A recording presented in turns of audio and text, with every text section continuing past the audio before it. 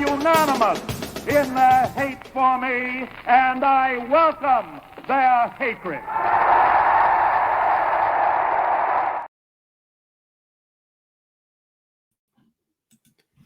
What is up, everybody? This is Hater Radio. My name is Chris McLean. I'm here with Ian Gibson, my co-host. Ian, how are you?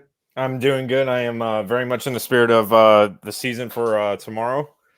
Yeah, and I got the orange lights on. I got my ghost shirt on. I seemingly want to do this every year, either the ghost shirt or something Halloween. Maybe even in future shows do maybe costumes for sure. Well, I don't know. We'll see. Who knows? I do enjoy it because it's this is the only real holiday outside of Thanksgiving, but you don't really dress up for Thanksgiving. There's not a costume for that. The other one would be Christmas, but I don't know. I think Halloween is just more fun. Yeah. It is my favorite holiday as well. So I do like to celebrate as much as I can. But with that being said, let's jump into it. I just wanted to mention real quick that USF men's basketball did hire assistant coach Ben Fletcher, who had been with Coach Amir for a long time. So I'm glad to hear that. And hopefully he can continue what Coach Amir had brought to USF. And, it's a tragic thing that happened to Coach, but hopefully Coach Ben can turn the page and move the program forward. But let's jump into it. This is week 10. We are into the 10th week of the season. Crazy. This season has flown by really quick. We've had a lot of fun. But let's jump into these games. First game I got of week 10 is on Friday. It is the FAU USF game. And,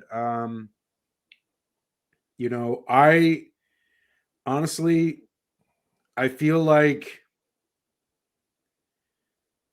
like USF should easily win this game, and I think they will.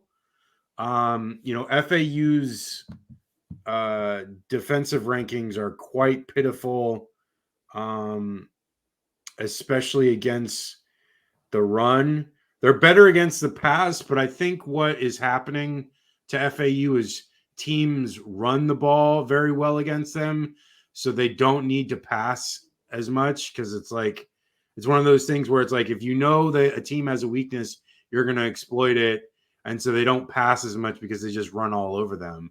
And I think that's what happens here because they have the 96th worst defense in the country, which is terrible, and 121st rushing defense, which is the 10th worst in the country.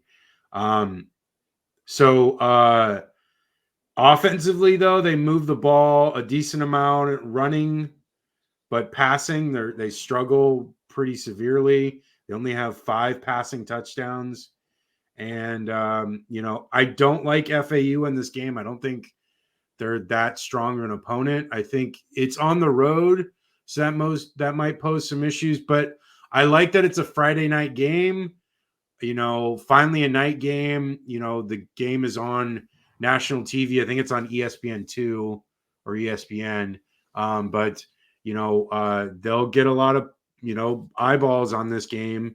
I like USF in this game. I think Byron Brown is still not healthy enough to play. So, they're going to have to rely on the guy that was in there, the backup, what's his name? Archie. Yeah, Archie. And I know I kept thinking Izzy was coming up in my brain, but I was like, that's not his name. Archie. And Archie did well enough to win the game against UAB, but and I think UAB is a similar opponent as FAU, kind of struggling along this year. Only has 2 wins on the year. I feel like USF is a better team in a better place than FAU, and I think USF should win this game. I'm going to go USF wins probably 31 to 20. What do you got, Ian? I definitely know this game has been circled on the calendars for USF since the beginning of the year, because they lost the game last year memorably 56 to 14. So there's going to be a lot of, getting even. There's a lot of chatter in the offseason too between the two schools. What this one is going to come down to, it looks like Brown is on 100% still. So likely Archie is going to get the nod. Simplifying the offense is going to be key here. He did very well, threw over 200 yards against UAB.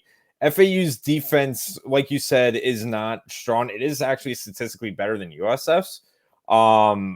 But I would say when in this type of game, FAU or USF to attack FAU really needs to focus on the run game to open up the passing game here.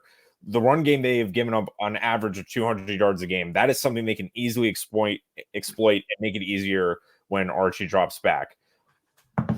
Defense stuff, same thing as well, needs to make sure the lanes are filled when FAU is going to run. That's their primary attack on offense. And same thing, just get disruption in the backfield as soon as they can. I think defensively, how well USF secondary will do is really going to be the key here, because I feel like they can do enough to limit the 4-yard, 5-yard plus carries. But once those pass plays are in, the secondary has to step up and at least make sure there is no positive gains. I think it'll be a close one because FAU is actually, with the exception of UConn, now they did beat, I know they blew out Wagner, which was a D2 school, and their other win was Florida International. But they've actually been playing a couple teams pretty close. They famously year only lost by 6 to Michigan State. It 24-7 to Army, and they were only down 1 score to North Texas. So FAU has been in these games, but they don't have that like finer edge to win. And USF is kind of walking into a trap off of bye week if they come in sleepwalking. If USF is playing alert, they should be able to get enough points on the board. I feel like if they get 27 or more points, they'll win. I think USF gets it done. I think it's going to be a bit tricky and scary, but I'm going to go with USF winning a close one. I'm going to go with a 30-26 win for the Bulls. Scary like Halloween? Yes. Yeah. Well, yeah. No, yeah, and I totally agree with what you were saying. And like you said, I looked at what FAU was doing as well, because it was like they had some close games. They obviously played Michigan State pretty well and held Army in check for the most part, which nobody really has all year. So I don't know. I think why I'm leaning more towards USF in this one is because I don't know. I just feel like they struggled in those games in the beginning of the year, and it was one thing because they were playing better teams. But now they're going up against these like worse off teams, and I feel like this is USF's chance to like finally show out, because a lot of the other teams, they get like a lot of cupcakes to begin the year. I mean, USF only really had 2 of them, and then like some of the other bad teams in the conference, where like teams will play like 5 or 6 easy games to start the season. USF did not have that luxury, and so they were thrown into the fire right away. They didn't really do well, which is a shame, but here we are. So I feel like this is the start. Last week was the start as well, or 2 weeks ago, beating UAB, and now hopefully beating FAU tomorrow and continuing that until I know they play the Navy game is going to be their toughest game the rest of the year. But outside of that, they should be favored in every game that they play. Okay, let's move on to another Friday game. We have Boise State and San Diego State. I really want to see what Genty does, because he didn't have a big game against UNLV, but UNLV is a good team, and he still put up like 130 yards. So, like, his Heisman hopes are still out there. He needs to put up huge numbers the last couple of weeks. They have a really easy schedule the rest of the year. But San Diego State coming off a loss to Washington State, who's 7-1. So that's not a terrible loss. Before that, they beat Wyoming, Hawaii, lost to Central Michigan, lost to Cal, lost to Oregon State, and beat Texas A&M Community. I don't know what that COMM is. I've never heard of that team, but no. So they're like a middling team. I feel like Boise State should easily win this game. I really put it on there because I want to see what Genty does rushing wise. I want to see how much yardage he puts up because I feel like he is my only hope for Heisman because I don't really. Well, I don't mind if Hunter gets it because it actually is kind of remarkable what Hunter is doing, that he's playing both ways. I just don't want Cam Ward to get it because I feel like Cam Ward is playing like a ton of terrible teams and putting up huge yards against like no defenses at all. And, once he plays a team like Clemson, they're going to get smoked. And I feel like, they haven't played a total team yet. And, Cam Ward is getting all this hype. And it's like, I don't know. I feel like Genty, yes, hasn't played anybody, but he's like putting up numbers that have never been seen before outside of Barry Sanders 40 years ago. So that's what I'm hoping out of this game. I'm going to say Boise State wins like probably, let's say like 34 to like 17. What do you got, Ian? Yeah, and this is a night game in Boise, and usually those have been very tough places to win on the road when it's at night. Actually, the last time I remember looking up, the last time it was last year, and I think it was against UCF was the last time they lost a game at night to any team. I didn't get enough time to do the rest of it when they lost to a Mountain West opponent at night, but they have been very good when it's that time of day at their home stadium. And I feel like this is going to be a Boise State kind of game. They're just going to run it down San Diego State's throat, just play keep away, win the time of possession battle, and just salt the game away. I just don't think San Diego State has enough to keep up unless they get out to a early start. But if Boise State can stop them in the first, second quarter, it'll be smooth sailing. I'm going to go Broncos winning 34-16. Nice. Okay, so moving on to Saturday's games. The big game of the day, both Big Noon Kickoff and College Game Day are in Happy Valley for the Penn State-Ohio State game. And, this game is definitely like important as far as playoff hopes for both of these teams, Big Ten championship possibility, and the fact that James Franklin has struggled for many years against Ohio State and Michigan, and he now gets an opportunity to distance themselves from that. But I don't know if they will. I mean, Ohio State is a really good team. They struggled last week against Nebraska, which was kind of surprising because, there's such a huge talent disparity between Ohio State and Nebraska. But I feel like Penn State is pretty equal as far as talent-wise to Ohio State, outside of probably receivers. Jeremiah Smith and the rest of the wide receiving core for Ohio State is quite good and quite talented. And I think that, I don't know if Alar is going to start. I know that the guy that came in for him played really well. And I actually liked his playing style more than Drew Alar's because I feel like Drew Alar, I don't know, it's just kind of whatever.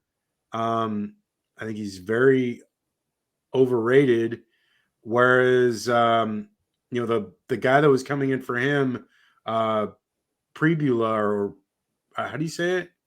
It was It's Pribula. Prebula, yeah. I like Prebula more. It's saying 2 days ago that it was a game time decision. Doesn't look like they know as of yet. So I guess we won't know till later in the week or maybe until game time. So Maybe it'll happen. Maybe Purbulo will get the start. I think that gave a jump start to the Penn State offense. He's more of an athletic quarterback and can make plays with his legs. And he also will take on defenders a little bit, where Alar is a bit of a softy and doesn't really he avoids contact. And I think that was like hyping the team up a little bit there. I think regardless, Ohio State's defense is really strong. They held Nebraska to 17 points, and they've been pretty strong in most games outside of the Oregon game. And I think that might be the difference in this game. I think Ohio State's defense is probably the strongest defense that Penn State's played all year. And I don't think Penn State will be able to score a ton of points. I think at most Penn State scores like 22. And I'm going to say Ohio State scores like 28. So I'm going 28-22. What do you got, Ian? Yeah, similarly, I think with this type of game, Ohio State definitely has the guys on their team to win these kind of games. Now, both of them defensively are very strong. So it's going to come down to like who has the better playmakers. And I think Ohio State has that. They have the better receiving core. And I feel like with either Alar or Purbulo, whoever is in, they don't have enough help behind them to really get through a defense like this. Now, if you look at the Oregon game, Oregon did a great job. They had, obviously with Dylan Gabriel, but they also had, guys like Jordan James. They had their receivers with Tez Johnson, Evan Stewart, or Ferguson on tight end. You don't really have that at Penn State. So Penn State's best chance is to make it a low-scoring game. If Penn State can hold Ohio State to maybe like under 23 points, Penn State's got a shot. But I feel like if it's more than that, it's Ohio State's game. And I just don't see the offense keeping up with it. I feel like Penn State might be – this is going to be the toughest besides Oregon. It's right back in the furnace for Ohio State. But they've already been in that game and only lost by 1 point. I feel like they can go into this environment and win it. I'm going to take the Buckeyes winning. I think Penn State on the stats will keep it close. But I think the Buckeyes will win. I'll go with a 30-20 win for Ohio State. Okay. Next game, Miami versus Duke in South Florida. I feel like Miami should win this game easily, but Duke's defense is sound. It's Manny Diaz's return to South Florida. He's going to want to get a win. You know that he probably, I don't know if he has an advantage at all. I mean, because most of those players are not there anymore that were there when he was there. I still like his defense because Elko was there before Diaz, and Elko ran a tight ship, and Duke was doing quite well when he left. And then Manny Diaz is pretty much taken up the mantle and done quite well. They played well against SMU. They, were a 2-point conversion away from winning. And, I think they're good enough to beat Miami, but I don't know. I think it probably comes down to Duke's offense versus Miami's defense.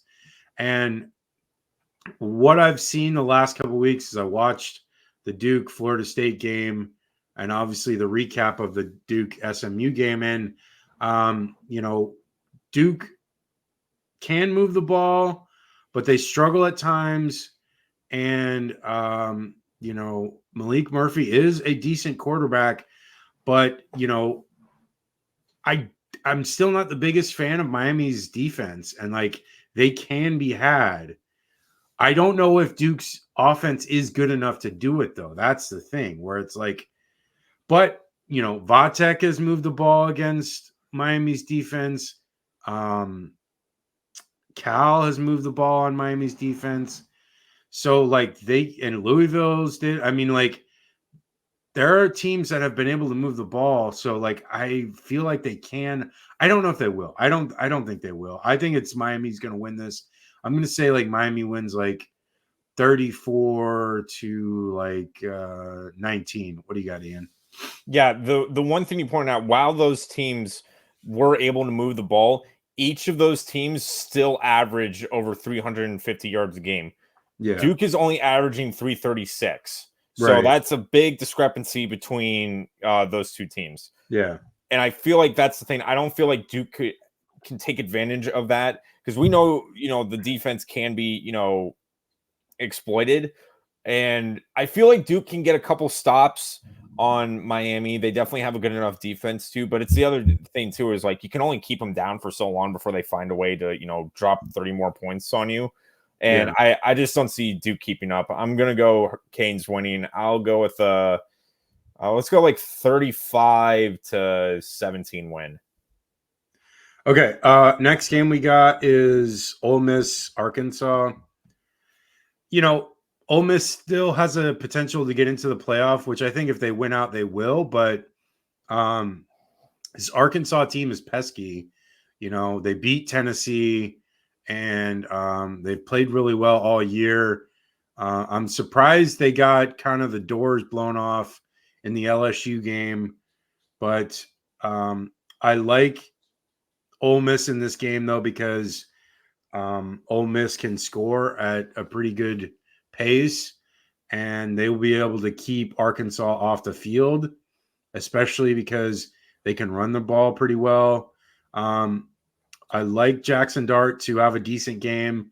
I think that Green for Arkansas will probably have a solid game because I'm not the biggest fan of Ole Miss's defense, but I feel like Ole Miss, like I said, will be able to run the ball effectively enough to keep Arkansas off the field. So I'm going to say Ole Miss wins probably in a 28-20 game. What do you got, Ian? So, with the exception of Texas, these teams, actually, I don't think so anymore. So right now, offensively, per yards per game, Ole Miss is number 1 and Arkansas is number 2 right now in the SECs. Yeah. So when it's going to come down to his defense, and while Ole Miss's defense is not impressive, Arkansas has actually given up more yards per game. They've almost given up over 400 yards a game. Wow. And I feel like that is a recipe for disaster in this game. Now, Ole Miss and Arkansas have always had these great shootout games, and I don't think this one will be any different. But when it comes down to it, if it comes down to a goal line stand, I don't feel comfortable with Arkansas getting the stop as I would Ole Miss. I feel like Ole Miss would come in there. The only chance Arkansas has got would be to make it a shootout, and if they can get the ball last. But I just don't see them getting enough stops against Ole Miss. So I'm going to go Rebels with this one. I'll go in a shootout. I'll go 45-38. Okay, yeah, that's a high scoring game. Yeah. I want to let you do this Army Air Force game, and then I'll give my thoughts because you are more in tune with what Air Force does. But I want to hear your thoughts, Ian. Yeah, so Army Air Force, one half of the Commander in Chief Trophy. I'm pretty sure they still do that, right? Yeah, they still do it. Yeah. Okay, I was going to say, I'm going to say yes, they do. For Air Force, I mean, it has been really a struggle this year. They've got one win, and it's against Merrimack, and that was at the beginning of the year, and that was, I think, 21-6. Their whole philosophy and their whole thing is to keep within games, keep it below 20 points, and then have the, offense be able to score enough and play keep away. Kind of similar to what we've expected from, the Army, Navy, from the academy schools. With that, though, the problem is that the offense has really struggled. They have only scored more in double digits, I think, 3 times this year. It's 4 times this year, and we're in week 10, and it just hasn't been a good look. And the defenses have not done a good job against Mountain West opponents. They gave up 52 to New Mexico, and then the other half of this little trifecta against Navy, they gave up 34. It's not a good look, and we know with Army, they're much more efficient in this type of offense, and they have the defense to back it up right now. I feel like with this one, with how good the rush defense has been for Army this year, they'll find a way to stop Air Force, with any chance they got, because that's just their, how Air Force's game plan is. They kind of know each other, so it's been, I feel like they'll do enough to get the stops needed. I just don't see Air Force. I know they scored 37 against New Mexico, but I just don't see them getting more than like 20 points on a team like Army. I think it'll be like kind of the typical type of these games, but I'm going to go with the Black Knights here. I'm going to go 28-13 Army. Well, I was just looking at Army's point totals for the year. They have only scored under 37 points once the entire year, and that was against FAU. I feel like they're going to score a lot. I think because their offense is so potent on the ground, almost nobody can stop it. Like every team they've played, nobody's even come close to stopping them. They're very like machine-like with their option play, because the running backs and fullbacks know where to go, know what blocks to pick up. They're the quarterback, God, what's his name? I can't remember his name. For Army. That's Daly. Bryson Daly. Daly, yeah. So Daly, man, the kid is just a stud back there, and he is a maestro with the ball, and he's super effective because he can run the ball as well, and he's willing to take on hits. So it makes it even that much more dangerous, because he'll take on the hit to get the late option. And like they're honestly like how I used to like love to play the NCAA football game back in the day with the option, is how I loved this offense. And it's like it's not as much pass orientated, but it's definitely like very run orientated. And but again, their defense is strong too, and that's the other thing. It's like it's not just that Army is scoring a ton of points, they're really throttling everyone else. I mean, they held Tulsa to 7, UAB to 10. Eastern Carolina got 28 only because like they were up so big that it was like late in the game. They held Rice to 14, Temple to 14, Florida Atlantic to 7, Lehigh to 7. So literally outside of the Eastern Carolina game, they've held opponents to 14 and under the entire time. So like I don't think that Air Force is going to score a lot here, and I feel like Army's going to score at least 40. So I'm going to go with Army 40 to let's say 17, and it'd be lucky if they get 17. Okay, moving on to Oregon, Michigan. At the beginning of the year, you would have thought this would be a really big game, but Michigan's really fallen off the last little bit, and could have been even worse because they should have lost to USC. But they've got 3 losses so far. Oregon coming into this game, a huge favorite, and it's a home game, and I feel like Oregon should win this game easily. Dylan Gabriel has got this offense humming. Evan Stewart is a stud. The run game is effective.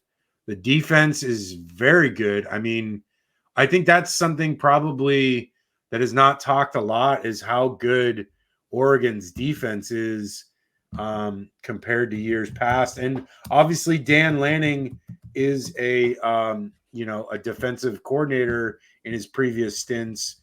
So, and with Georgia, and so he knows how to coach defense. But it's not only that, they have playmakers all over the field. Like I said, it's a home game. I don't think Oregon should be challenged in this. The next couple of weeks for Oregon, they've got Maryland. They've got, I believe, Oregon State as well at the end. They played Oregon State. Yeah, they already played. I'm sorry. Yeah. They used to play that the last game of the year. Now they're playing Washington last game of the year, but they've got Maryland, Wisconsin, and Washington. So I feel like this is probably their toughest game. I feel like they should be Washington, and they should beat Maryland, and they should beat Wisconsin. So this is probably their toughest game left. And even if they lose a game, they still more than likely will get in to the Big Ten championship game and get into the playoffs. So I think they're almost a lock for the playoff at this point. I don't think Michigan, with their quarterback issues, I don't think they're good enough to beat this team. Their defense is sound, but their offense, outside of the Donovan Mitchell, like they don't have really a ton of like playmakers. And, they can run the ball, but if you can't throw the ball, they just stack the box against you. And then you just have to hope and pray that you hit one down the field at some point, but it just hasn't been happening for them. And I know they beat Michigan State last week, but Michigan State is not very good. So for Michigan, this is another loss. So I'm going to say Oregon wins probably 38-16. What do you got, Ian? Yeah, additionally, Oregon has scored 30 points every game except the 24-17 opener against Idaho. They've at least scored 30 points in every game. And not only that, in the Big Ten, the number one defense is Ohio State, and Oregon was able to get 30 on them. And that, again, it's one of those things where you just don't expect – I don't expect Michigan to get more than 30 in this type of game. I think Oregon would get enough stops to prevent that. Yeah, and I think the Ducks will win this one. It is definitely a trap game because it's in the Big House, and we know that crowd is loud. But I don't see Oregon. Oh, I thought this was a home game. No, it's in Ann Arbor. I apologize. I've been sick the last couple of days, so my brain has not been operating correctly. So okay. I apologize for that. Sorry. No, you're good. But even then, in the Big House, I don't think Oregon will get phased. I'm going to go with the Ducks winning. I'll go with a 38-19 win. Okay, nice. Okay, so the next game we have, we're going to talk about it. Here it comes. Florida, Georgia. Okay, so it's been like a bit of a narrative shift since I would say 4 weeks ago. The narrative about this game was like, oh, Georgia is just going to demolish Florida and it's going to be an easy victory for Georgia and they're going to waltz through this one. Fast forward the last couple of weeks as we're going through, Florida challenged Tennessee, should have beat them, had them on the ropes. They beat UCF. They pretty handedly. They destroyed Kentucky. So they had a couple of bye weeks. Graham Mertz gets hurt. DJ Lagway is in there. Looks amazing. The deep ball is probably the best deep ball we've had in years. And Jaden Baugh, running back, looks great. This Florida team looks way different. The defense is night and day different.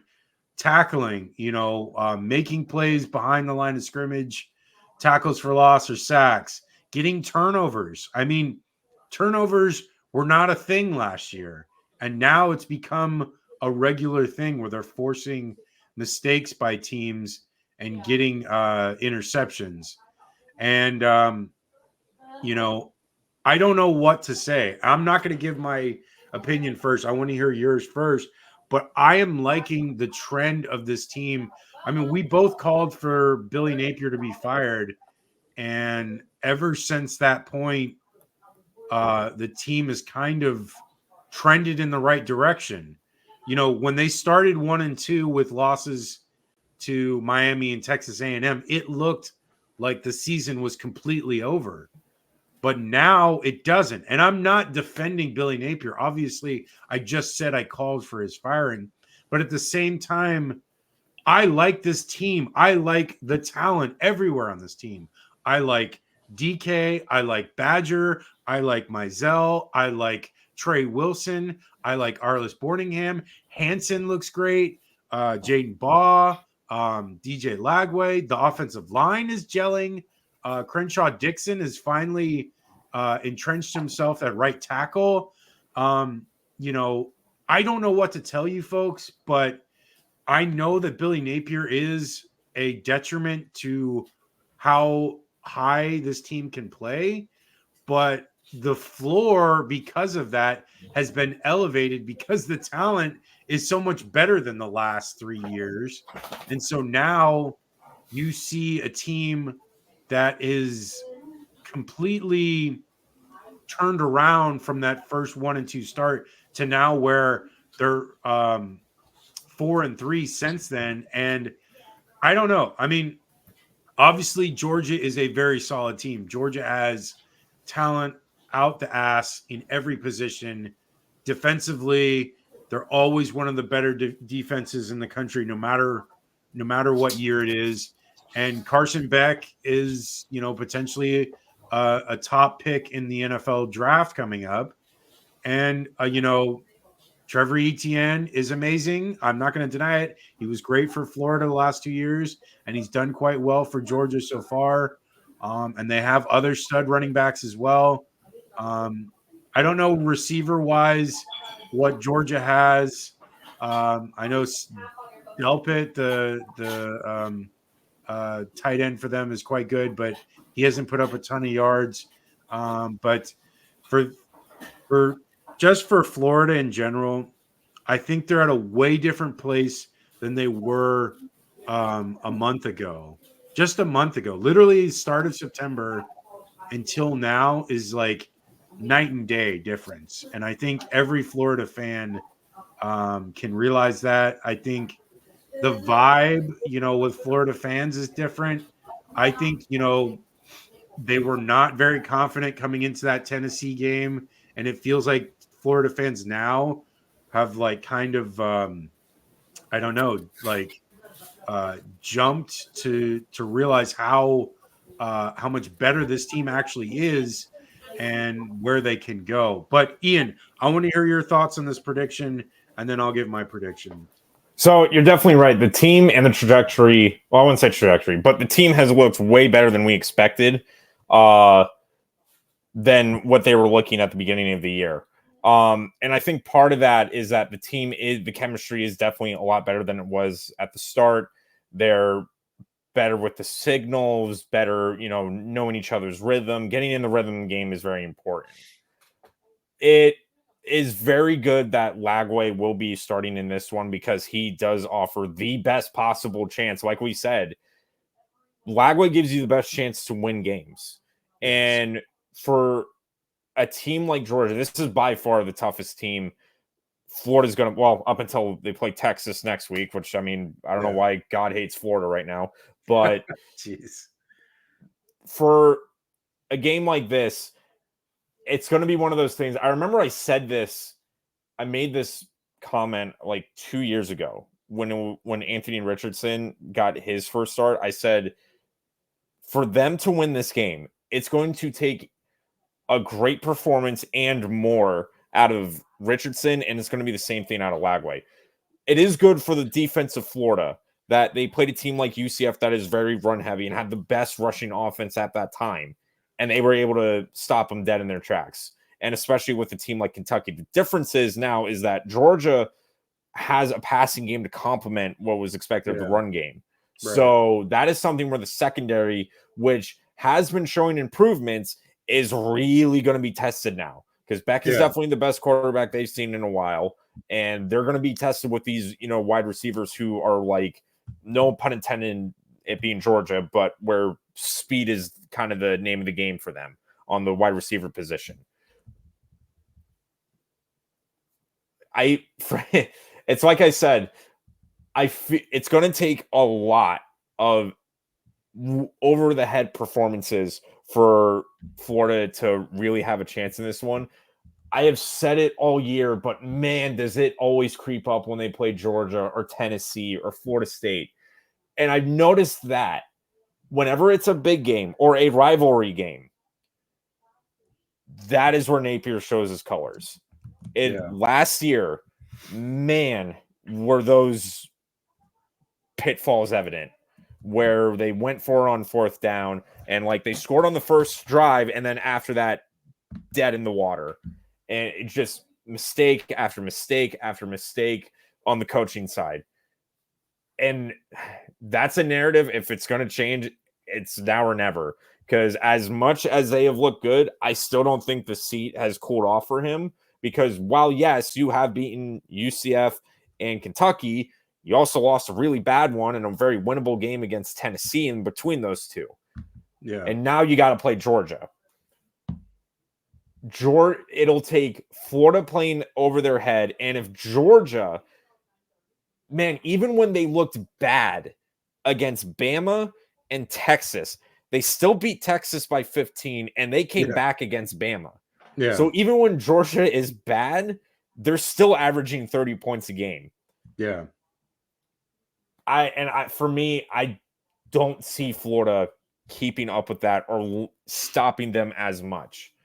It's going to take a couple winning the turnover battle, which Florida has not done in 4 years against Georgia, to really make this a game they can win.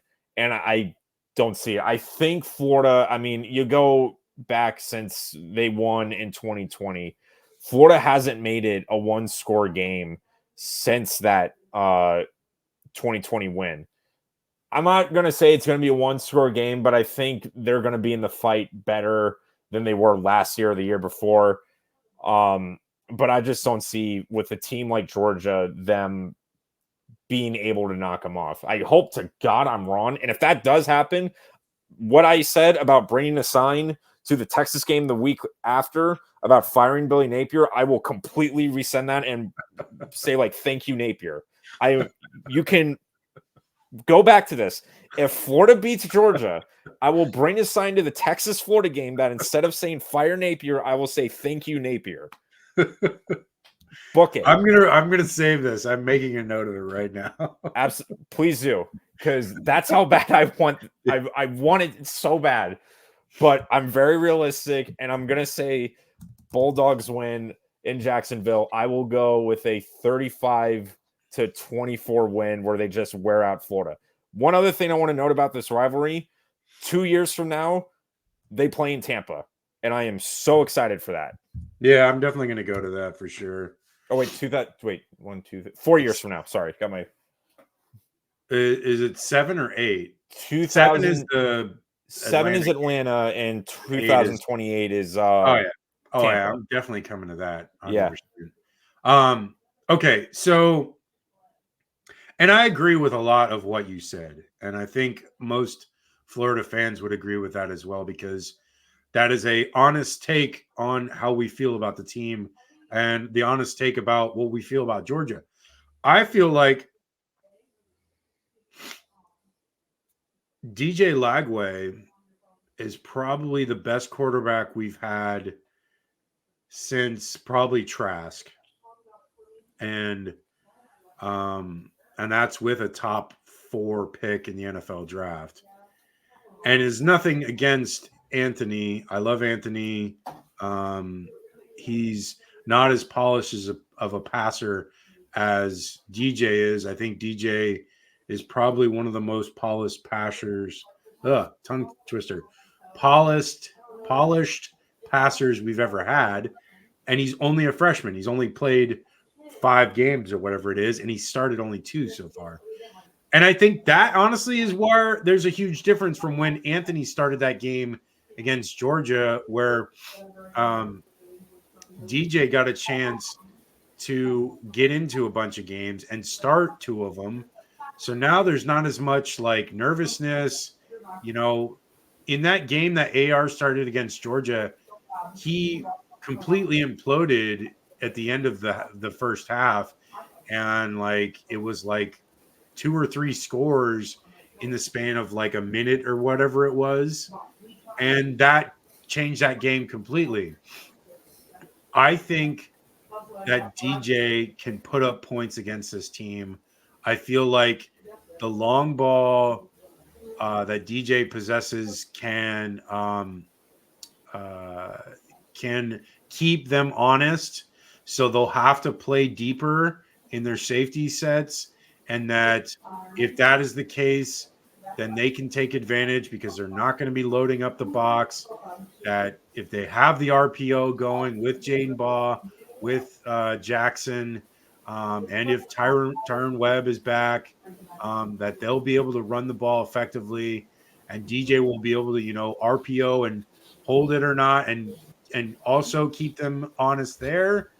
And if that is the case as well, if they're playing deeper back, safety wise, then there is a chance that Florida can get the intermediate stuff going. DJ has not shown a proficiency of that yet, which is a weakness in his game. Most of his completions against Kentucky, almost all of them were the long ball. So we'll have to see more of that develop. And it's a tough task going up against this Georgia defense to expect that. Georgia's offense, like you said, it should be able to put up points. I expect them to put up at least 30, but I expect Florida's offense to be effective. I think why Georgia did so well against Texas was because Quinn Ewers is still coming back from an injury a little bit. And I think that was why that Texas struggled so much in that first half. I think if Quinn was healthy in that game, I think Texas puts up a bigger fight, and they may even have won that game if Quinn was like 100%. I expect DJ to have a great game. I expect Jaden Baugh to have a great game.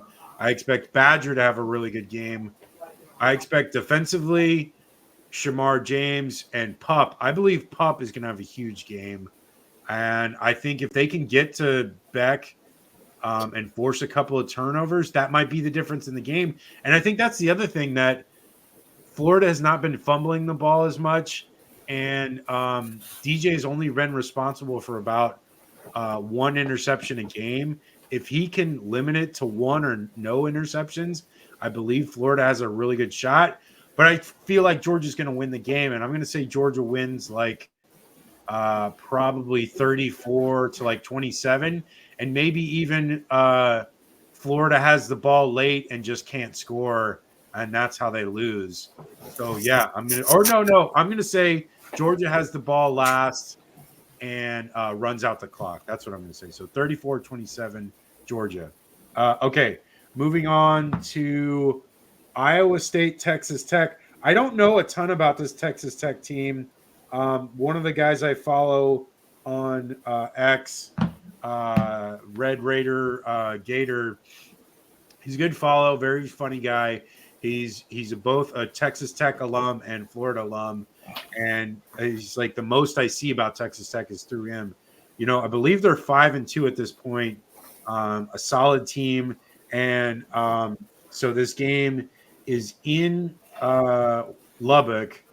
So Texas Tech, I don't know. I mean, Iowa State has done well so far. They struggled in that UCF game, and they barely won that game. Do they get bit here? This is an easy game for them to lose. Ian, what do you feel? I'm going to give my prediction after you because I feel like you probably know Texas Tech more than I do. So Tech actually in the Big 12 has the best offense in the Big 12. And it's by a pretty good margin. They're averaging over 450 yards a game. And I think they're averaging 38 points a game, which is good news. The problem is that their defense is the second worst in the Big 12. And they have been giving up over 460 yards a game and 36 points a game. And a lot of their losses have come from shootouts. They lost a 1-point game to TCU last week. They got blown out in a shootout against Baylor. And their other loss was in at Washington State. They lost, I think it was like 37-14, 16.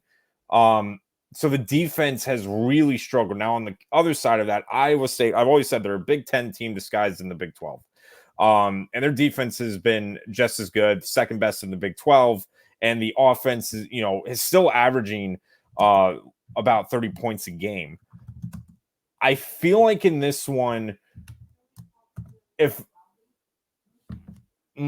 Tech can get it into a shootout mode, Iowa State cannot keep up like that. But with how bad Tech's defense is and how much Iowa State, they have been, getting able to put 30, 40-point games up there. I think with that, it's definitely a game that's upset watch, but I feel like with Iowa State, they can get enough points on the board to keep up with Tech and take advantage of that defense. So I'm going to go with the Cyclones here. I'm going to go with a 35-31 win for Iowa State. Yeah, I think I agree because I didn't know too much about Texas Tech, but I'm glad you brought it up, and I should have done a little bit more research. Like I said, I've been a little sick, so I didn't have as good of prep today. But no, this Iowa State team with Rocco Becht, is solid enough that I feel like they should win this game. Their schedule going forward after this is, let me see. After this, they have Kansas next week, and then after that, and Kansas only has 2 wins as of right now. And then they have Cincinnati, Utah, and Kansas State. So it's a tough schedule. Like, I mean, Cincinnati, they should beat. It's a home game. Wait, no. Am I wrong again? Okay, so this game is not in Lubbock. It's in I'm completely messing up. I do apologize. So this game is a home game for Iowa State. So I feel like Iowa State should win this game. And going forth, their schedule, it sets them up well to get into the Big 12 championship game. But even if they get a loss, they still have a really good shot at getting into the playoffs. So it's not the end of the world. But yeah, Texas Tech, not good defensively, is not a good thing to go forth in this game because Iowa State can score points. And I feel like Iowa State will. I'm going to go with Iowa State. I'm going to say Iowa State wins like 31-27. Okay, next game we've got is Indiana, Michigan State. As of right now, I don't think Rourke is going to play. So it's going to be the backup again for Indiana. I don't feel like Michigan State poses that big of a challenge, considering that Indiana last week really, took it to Washington. I don't know. This game could go either way because this game is you know what, I'm confused because what's messing me up is I follow the same thing on the NCAA website, and for whatever reason, when I did the scheduling stuff, it didn't come through correct or whatever, or maybe I just wrote it on there wrong. But either way, that's why I've been messing up with who the home games are with these. Let me see. Peter Thamel says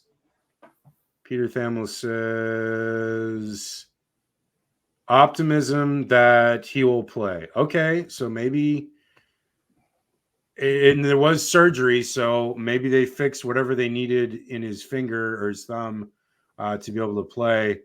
If he plays, I feel like Indiana will smoke them, and I feel like they would smoke them like 45-17. If he doesn't play, I feel like it'd be closer and it'd be like similar score to last week, probably like a 31-14 game. But I'm going to say he plays, and I'm going to say 45-17. What do you got, Ian? Yeah, and I think with this one, even if he doesn't play, Indiana's offense is just a machine right now where I think they'll be okay. Maybe not score as much points, but Michigan State against Division I teams this year, they did score 40 against Prairie View, but the most they've scored is 27 against Maryland in week 2. They only were held to 17 against Michigan, held to 20 against Iowa. I don't see them getting more points than what Indiana has had, which is, still has not scored less than 30 points all year. So I think Indiana will just run away with it. I'm going to go with a 40-17 win for the Hoosiers. Yeah, definitely. And, this Indiana team, the rest of their season, Ohio State, and I think there's one other game, but yeah, so they have some big games left, and even if they lose that Ohio State game, more than likely will probably get into the playoff at 11-1. Okay, so I just got an update about Jason Marshall from Jack Meyer, who's a reporter. He said still nothing from Napier in the SEC teleconference this morning. There should at least be some clarity as to the status when the availability report is released later tonight. So we'll know about Jason Marshall tonight. So that's the update directly from him. Okay, next game we have is Nebraska, UCLA. Now, UCLA was left for dead. Things were looking terrible. The offense wasn't scoring more than 17. And then they had this explosion against Rutgers, and they scored like 30 plus. And Garbers looked great. I mean, everyone left Garbers for dead. Like the fan base was ready to move on, try something different. But he showed out, and he showed he's capable. And I think he can be capable in this game. I think there's more confidence coming in this game than 2 weeks ago. Probably 2 weeks ago before that Rutgers game, there was probably no confidence in this game. But considering that Nebraska now is 3 losses on their belt and UCLA just beat Rutgers in their last game, I feel like UCLA is got an opportunity here. The game is in LA. Yes, I know this one for sure. It's in Lincoln. Oh my God, dude. I'm sorry, but I don't like I'm telling you, man, I don't know what it is because maybe I don't know, man. I'm like way off here. Okay, because I saw it's the flip-flop as well, because every time let's just assume that whatever it tells you, just think of the opposite. Yeah, at this point. But it's like now with these LA teams for these Big Ten matchups, it's like a Big Ten team will play UCLA, and then following week they'll play USC, and they won't play in LA both those games. They'll play one of them in LA and then one at home. And so it's like it flip-flops with every one of these teams. So it's like if you played USC the one week, the next week you're going to play UCLA. Seems like every team is scheduled like that. So next week USC hosts Nebraska, and I should have known that because I have the Nebraska game on my calendar as one to go to. But no, so on the road. But I feel like UCLA has a shot here. Nebraska's kind of wounded, struggled against Indiana, played better against Ohio State, but it was a tough loss. And now UCLA has a chance to really make something of their season. If they can get this win here and then, try to be competitive in the rest of the games, the rest of the year, which they have Iowa, which they could easily beat Iowa. Washington would be tough, but they should beat Fresno State. And then at this point, it's kind of a toss-up with this USC team. I like UCLA talent-wise, but UCLA could contend. It's a rivalry game. You never know. So if they get 3 games and they win, if they win 3 of them, 3 or 4 at the end here, that turns the season around. Maybe they get a bowl game, and that would be huge considering they started the season 1-5. I don't see it, though. I think Nebraska is going to get this one. Sorry, Richard. I'm going to say Nebraska wins because I like Raiola a lot, and their defense is stout, and I feel like Raiola can put up enough points. Even though I do like UCLA's defense, I still feel like Nebraska is just a better team right now than UCLA. I'm going to say Nebraska wins like 31 to like 24. What do you got, Ian? I think it's also important to note that one of the reasons UCLA won that game was because of the offense, but you got to remember that Rutgers defense is the second worst in the Big Ten, and Nebraska is in the upper, not like top 5, but they're still very good defensively, unless they're playing Indiana. But with this game, it's one of those things again where it's like UCLA, yes, they did finally, break the mold. They scored more than 20 points, but I don't feel like they would have enough in this one against a team like Nebraska. And it's in Lincoln. I I don't see them winning in that kind of environment. I don't think it'll be maybe as bad, but I got Nebraska winning. I'll go with a 31-17 win for the Huskers. Okay, moving on to Clemson, Louisville. This game is in Clemson. I know for sure because I'm looking at it right now. So no, it's a neutral site. I'm messing with you. Damn it. Got me all messed up. No, Clemson should easily win this game. I have no doubt in my mind because Clemson offense is rolling right now. They're putting up a ton of points every week. Their defense, it's funny because like in some of these games, the defense has done well, but then it's like they're up so big that like they put in backups so that the opposing teams make it look closer than it actually is. And so their like numbers don't look great. But I feel like their defense will probably play the whole game here. I don't think it's going to be a blowout, but I think Clemson still wins by 17. I'm going to go with like a 45 to like 30 game. What do you got, Ian? Yeah, I agree. I think Clemson will handle business here. Louisville definitely has a lot of weapons, but I don't see that they can really outshoot Clemson in this one. And you hit the nail on the head. Clemson defensively is better than it looks. And for Louisville, they still been giving up against offenses like this, like Clemson, that are very good at precision passing. They've given up well over 30 points a game usually. And I think Clemson will do that again. I'm going to go with a 38-20 win for the Tigers. Okay, real quick on one. I didn't have it listed in our games, but what are your thoughts on Kentucky, Tennessee? So with that one, I'm glad you mentioned that because that was one in my head that it's kind of it's a bit of a trap game for Tennessee because Kentucky is wounded, but it could very well be kind of a call sign that we're kind of nearing the end of the Mark Stoops era of Kentucky because he took a really bad loss to a bad Auburn team, and he's lost 3 in a row, and now he's got to go to Neyland Stadium. Man, you're going to ask a Kentucky team that against Tennessee that just got off a win against Bama. The only hope for Kentucky is that Tennessee's off a bye week, and maybe this is a letdown game. But, man, I don't think with Tennessee right now, especially with how well the offense is and how well the defense can come in when the offense is not working well. If Kentucky wants to play it, a very like in the mud type of game, Tennessee's defense can actually square up like that. But I don't see Kentucky getting more than like 17 points in this game. So I'm going to go the Vols winning like 30-14, and we're going to be maybe hearing some stuff out of Lexington about some new hires. Yeah, it's possible. Okay, this game seems to be like it's going to be more competitive. Texas A&M, South Carolina.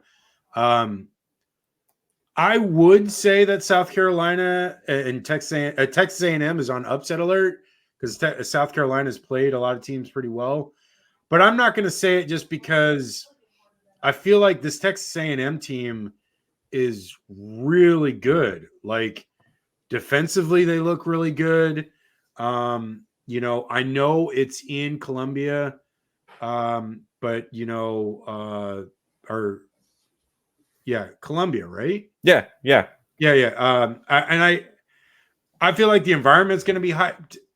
It's a 7:30 kick. The Gamecocks have played really well all year outside of that Ole Miss game. They smoked Kentucky. They played really well against LSU, probably should have won. They played really great against Alabama. Were this close to winning. I don't know. I mean, this team is dangerous. Like, if you do not take this game seriously, Texas A&M, you're going to lose. And there's a real good shot that they could. I'm not going to call it because I don't feel like – I don't know. I like Reed running the offense with Texas A&M. I feel like he is more potent than what Weigman was doing. And looks like Weigman is going to transfer. And so, I like Reed here running the offense and doing things. And I like Sellers as well. Sellers, the kid is a stud, and he's a huge kid. that is athletic and has a live arm. And he's only I believe he's only a freshman. And so you'll see a lot from this kid going forward. But I don't know. This is a toss up.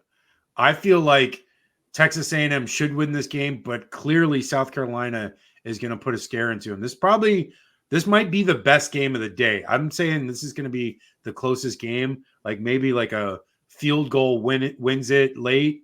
And I'm going to say Texas A&M wins 28-27. What do you got, Ian? I think is another thing too is that South Carolina has the most under the radar top 25 defense in the country. They've only given up 30 points once, and that was against LSU in that loss.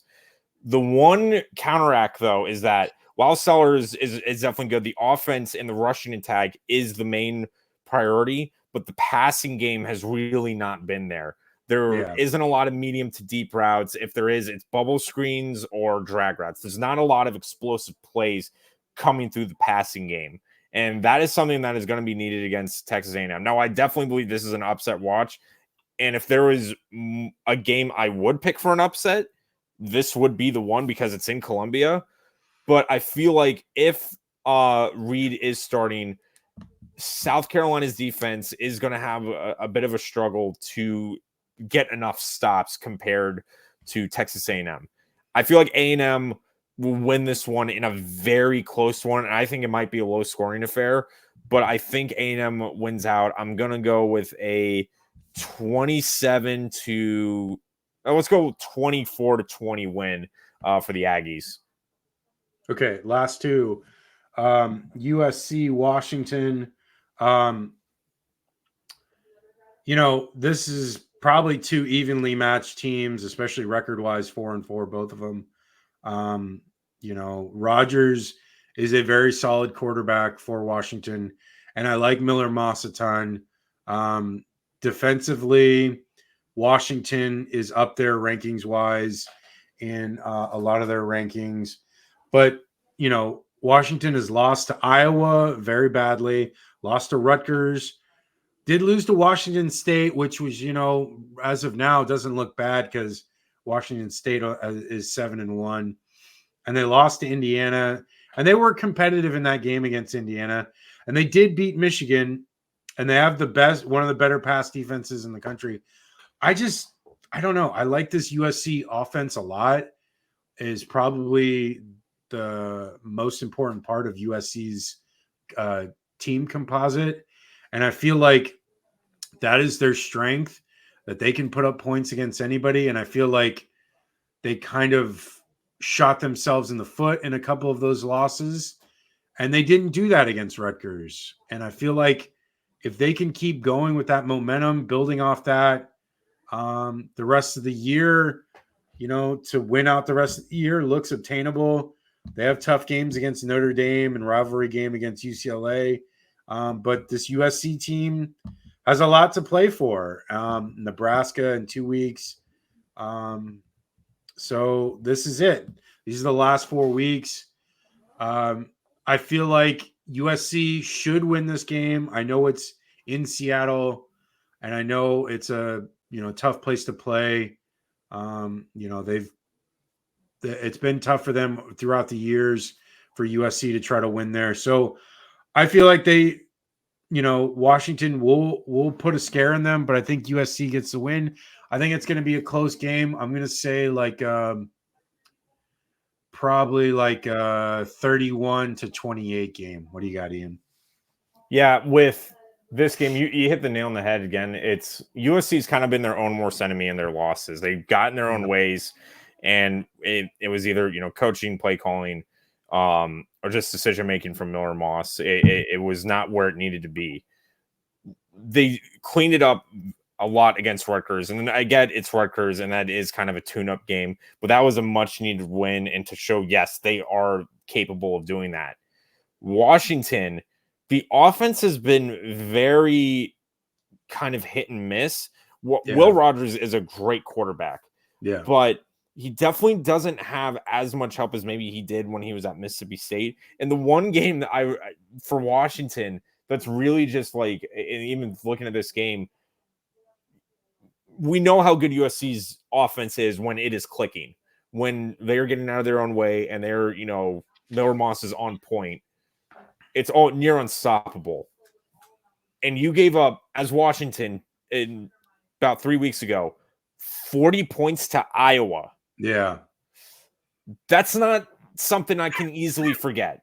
Right. So I think for that, I don't think it's going to be like that, but I don't see Washington able to like keep up with USC. And while USC has definitely defensively has looked better, and they're not losing shootouts anymore. And now it sounds kind of mean to say, but now they're just losing by getting in their own way instead of just awful defense. So really pick your poison on that one. But if USC, like you said, gets out of their own way and is not their own worst enemy, I think they'll have control of this game. And I think they'll win handedly. I'm going to go with a 34-17 win for the Trojans. Nice. Okay, last game, and then we'll call it a show. SMU Pitt. It's in Dallas. It's a late kick, 8 Eastern kick. It's a night game.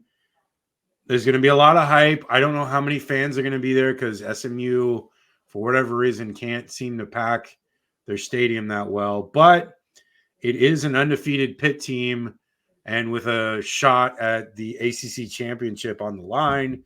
So I would think that the fans would be there. SMU has Boston College, Virginia, and Cal after this.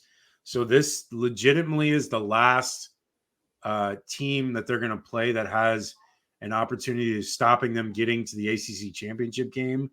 So I think if SMU wins this, I think they're likely in. I know they could obviously lose to any of those 3 teams at the end of the year, but I feel like they're better than those 3. And most of those games are at home outside the Virginia game.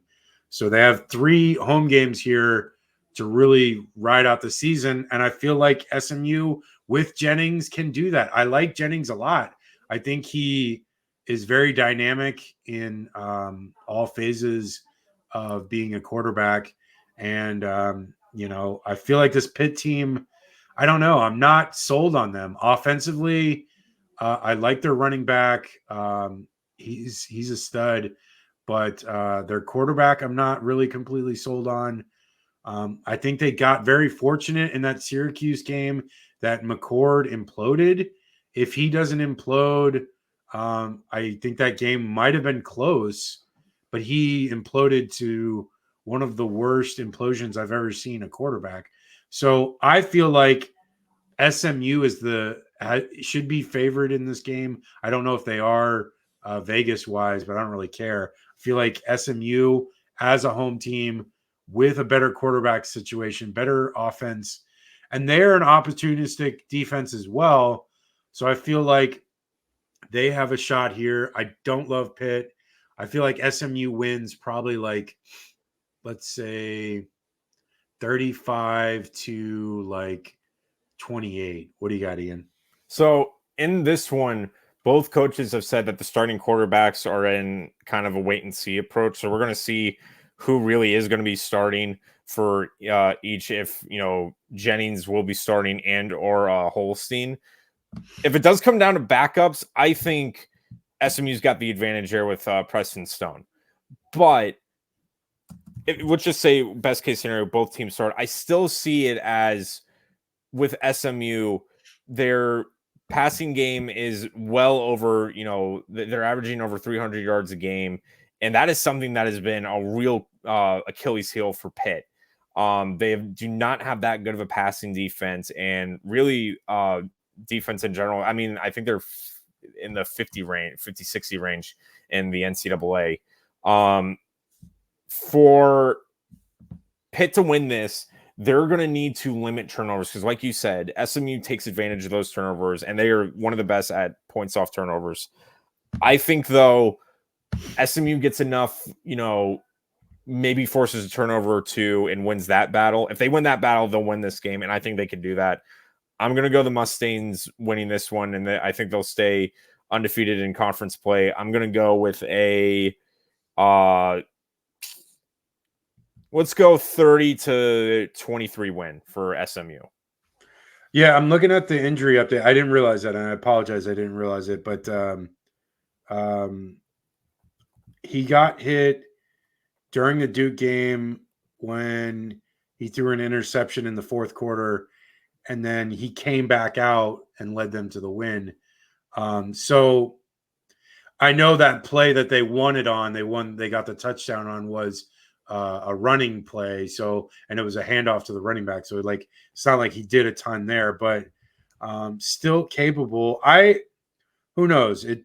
I'm not seeing exactly what the injury is. A low hit, so it's might be with his legs. So he might be limited running wise. So it might honestly be best to play Preston Stone if he is limited, because Jennings, a big part of his game is his ability to run the ball and to make the defenses honest. So we'll see. But I like your prediction as well, and I feel like that's probably going to be pretty sound.